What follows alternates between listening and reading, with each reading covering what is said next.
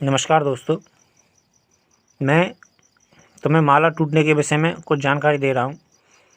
मेरी यह भी चर्चा हुई थी अप्सरा से कि माला टूटने पर जब हमारी साधना में किसी भी माला साधना में टूटती है तो हम क्या समझें इस बात का उत्तर, और इस बात का हम यदि हम हमारा जैसे हमने 5 दिन 7 दिन जितने भी दिन हम मंत्र जप कर चुके हैं तो हमारा यदि माला टूट जाती है तो हम साधना को खंडित मानते हैं अक्सर करके लोग।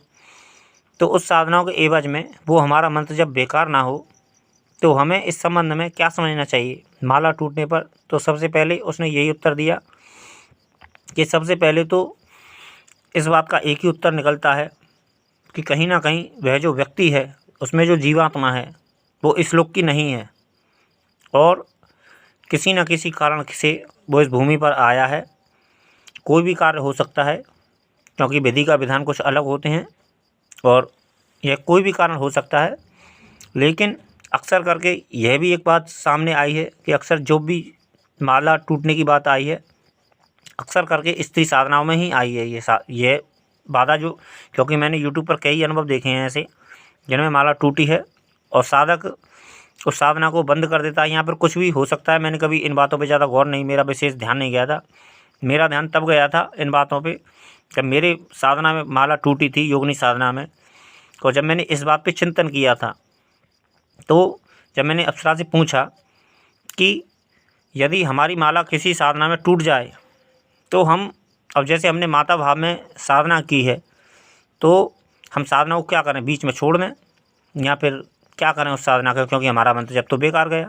तो उसने कहा नहीं, इस साधना में तुम जो साधना चल रही है तुम्हारी और यदि माला टूट जाती है तो सबसे पहले तो उस शक्ति से क्षमा मांगो कि यदि आपको, और उससे यह कहो कि यदि यह भाव आपको स्वीकार नहीं है तो जो आप भाव में मुझे स्वीकार करना चाहती हो मित्र रूप में या फिर प्रियसी रूप में या फिर प्रेम का रूप में, लेकिन यदि प्रेम का रूप में यदि आप उस साधना में संकल्प उसमें साधना में यह बात वार्तालाप करते हैं या फिर संकल्प में बोलते हैं तो उस सबसे पहले तो उस विधान को बदल दो और वहीं की वहीं उस साधना को उस शक्ति से यह बोलो कि आप मुझे जिस रूप में स्वीकार करना चाहें मित्र रूप में, इसमें एक पत्नी का और बहन का रूप नहीं होना चाहिए, क्योंकि अक्सर इन साधनाओं में थोड़ी सी उतनी वो सफलता नहीं मिलती है बहन रूप में और माता रूप स्त्री रूप में। क्योंकि स्त्री रूप तुम भी जानते हो, उसने मुझसे भी कहा कि तुम भी जानते हो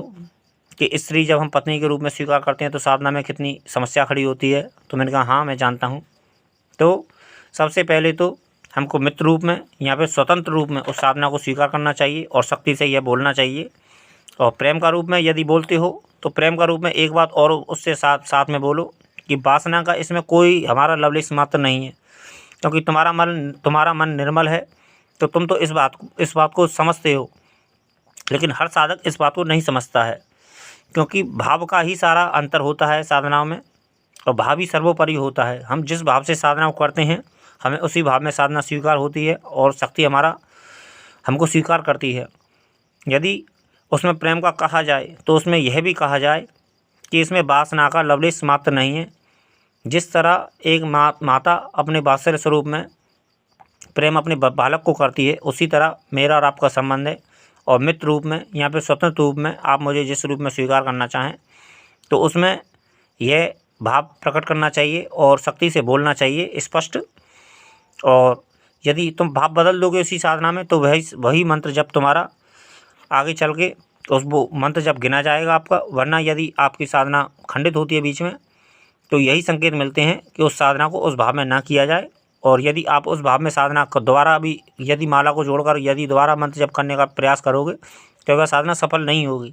उसमें केवल निश्चित भाव बदल दो तो जिससे कि वह साधना आपका मंत्र जब भी काम में आ जाएगा और आपको साधना में भी सफलता मिल जाएगी। तो मित्रों मैं यही कहना चाहता हूँ कि माला टूटने पर साधनाओं में अक्सर बाधा आती है और साधक बेचैन हो जाता है कि माला, क्योंकि 100 अनेक कारण, हर आदमी अपने अपने कारण बताता है जिसका कोई सही रिस्पॉन्स मिलता नहीं है। तो यह एक उत्तर है मेरी तरफ से। जो व्यक्ति समझना चाहे वो समझ सकता है, जो ना समझना चाहे ना समझे, मुझे कोई फ़र्क नहीं पड़ता। तो मैं यही कहना चाहता हूँ कि माला टूटने पर कभी भी चिंतित ना हो, और माला टूटने पर हमें केवल उस भाव को बदलना है और सख्ती से यह प्रार्थना करनी है कि हमारा मंत्र जब भी बेकार ना जाए और हमको आप जिस भाव में स्वीकार करना चाहें। इसमें एक पति का भाव नहीं है और बहन का भाव नहीं है, पति और बहन का भाव नहीं रखना चाहिए। और वासना का भी उससे साफ साफ बोल दे कि वासना का हमारा कोई भाव नहीं है। हमें तो आप कृपा कीजिए अपनी, और हमको अपना योगदान दीजिए और हमारे सहयोग कीजिए। ऐसा ही संकल्प में बोलना चाहिए और ऐसी ही प्रार्थना करनी चाहिए, जिससे कि यह साधना हमारी सफल हो और साधना हमारी कोई भी मंत्र जब बेकार ना जाए। तो मित्रों, और भी बताने को बहुत कुछ है, क्योंकि काफ़ी लंबी वार्ता हुई थी मेरी। तो और फिर कभी मित्रों, धन्यवाद मित्रों। हर हर महादेव।